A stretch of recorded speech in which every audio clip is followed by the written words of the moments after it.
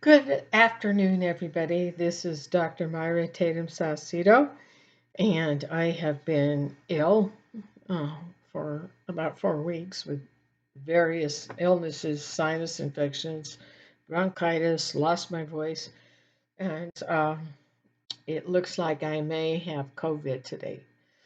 So uh, I am so sorry to be coming into your course this late in the first week. But I finally have a voice, and I am not having a good hair day or a good face day. Yeah, I could not put this off any longer. I have extended the due dates to authenticate your online identification. This is both a state and federal law to show that you are the student of record in this course. And what they want is one single photo. It could be a selfie. You just need to hold up your ID next to your face on the screen. It's one photo, not two. And make certain that your name shows, your ID shows. This is my UTPB ID. If you are an dual credit student, you will probably have um, your school identification card. If you want to use your driver's license, you would need to hold it up again next to your face in the same photo, and do not block out so much that I can't accept it. Uh, That means that your name needs to be on there, your driver's license number, and the date of expiration. Now, if you want to block out your address or other personal information, that's fine, but I need to see your name, your face, uh, driver's license number, and the date of expiration. So I have extended the due date to next week for people to resubmit, and it is my fault for not getting in the course soon enough to tell everybody this is what you need to do. But if I do not get that correctly done, then your grades can be withheld from your transcripts. It's just that it's a law. So, uh, especially in Texas. So, anyways, I you can resubmit. I opened the box until September 9th or 10th. So you can resubmit. And a selfie is fine. Student ID card is fine. Passport. And if you have nothing, uh, then if you are a dual credit student and you don't have any kind of card, you just need to stand there in a photo with the principal or superintendent, and I will get information from them. So it's really important to get that done.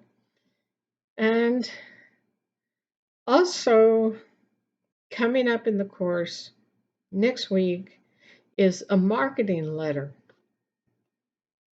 One of my favorite things. I get marketing letters in the mail all the time. Uh, I race my husband to the mailbox because if he sees junk mail, he just shreds it. He knows it by looking at the envelope, what is junk mail. And I'm like, no, no, I might need that for my class.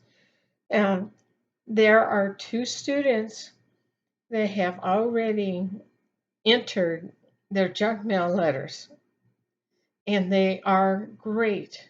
They are great.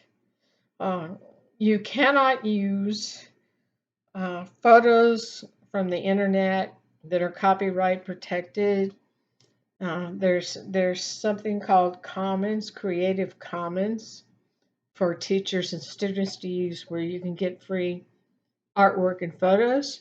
You can be creative and create your own product that you want to sell to uh, fellow students.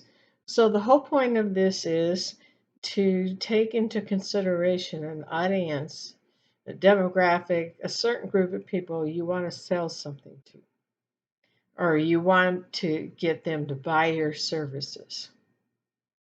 So I got this from Caldwell Dental. It's blue, and there is a nice wavy line, kind of looks like toothpaste maybe. Um, and to make this a letter and not have it just be a flyer, to meet the requirements, you must have a date at the top. You must say, "Dear motorcycle enthusiasts," or whatever. Um, Worst thing you could do happened on this letter. It says, "To whom it may concern." Maybe that's me. Maybe it's somebody else in my household. And it doesn't intrigue me to read the rest of the letter. And uh, anyways, uh, this was a letter from a dentist that I had for my entire life living in West Texas, who was retiring. And he said, "To whom it may concern," like just anybody. No, you don't want to do that. You want to say, target the market, like dear motorcycle enthusiasts. And make it personal, uh, and have different colors. And you can have different colors in typeface. And you must have a signature on the bottom, sincerely, and put your name, offer a phone number, and a website. You can make up a website. I actually had a student make up his own product, which was he lived on a ranch, and he came up with this idea of having a saddle on a horse with holders for beer cans on each side of the saddle. His letter was just a hoot. Yeah, it was really funny.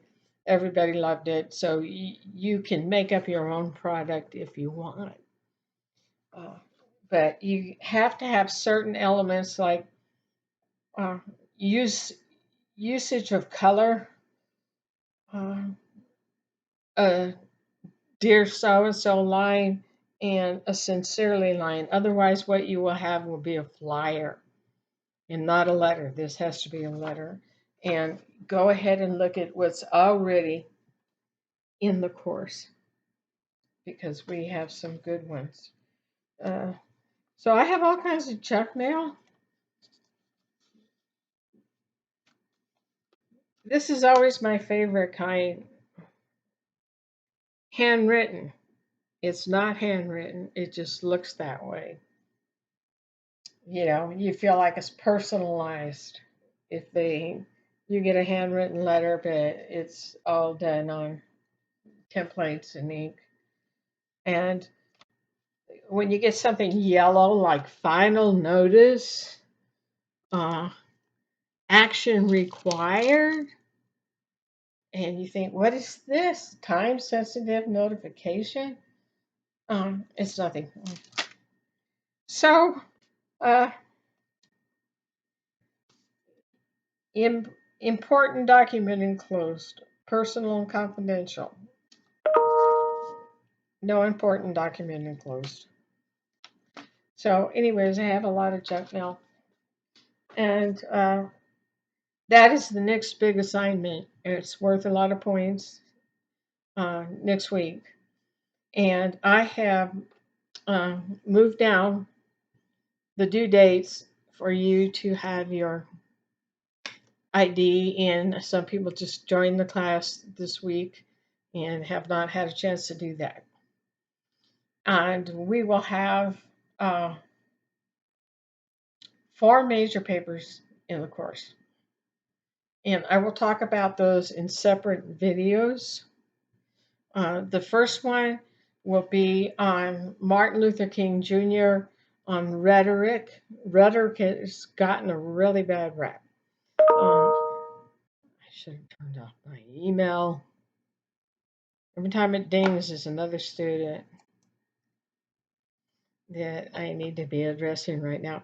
But, anyways, Martin Luther King Jr. He uses 3 types of rhetoric: ethos, pathos, and logos. And it's in your Top Hat composition book.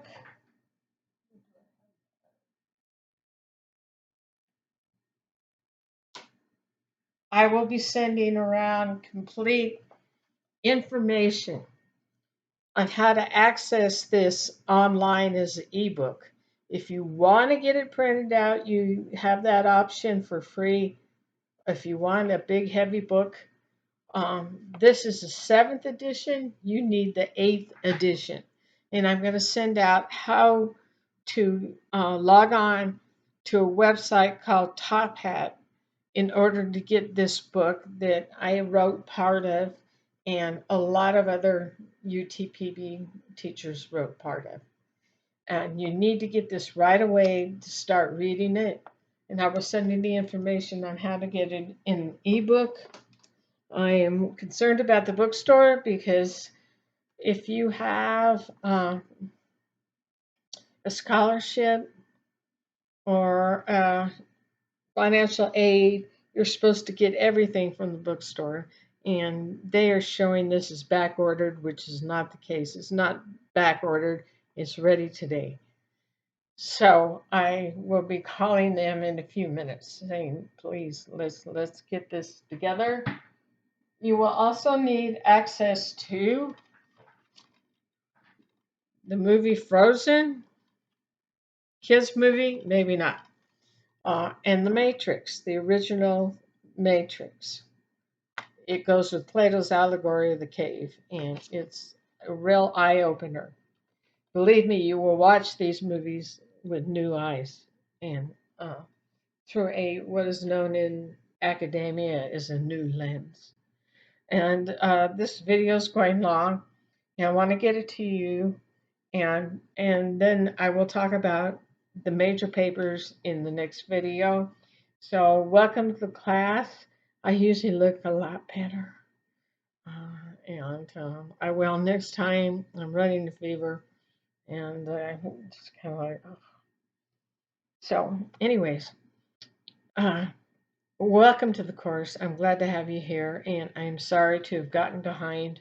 And I will send you the requirements to get the composition handbook, and there's also one free book in electronic book in your course that I helped write also on Time Traveler's Guide to Rhetoric. I foresee a time where everything will be electronic and maybe free. We need to do that. We need to be moving in that direction. So, anyhow, if you have any questions, email me anytime. I'm here a lot.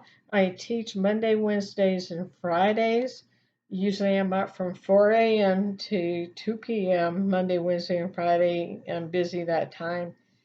And I try to reserve weekends and evenings and more for my online courses. So good to meet you, and keep going. You got this. Bye. I'll see you at the next video.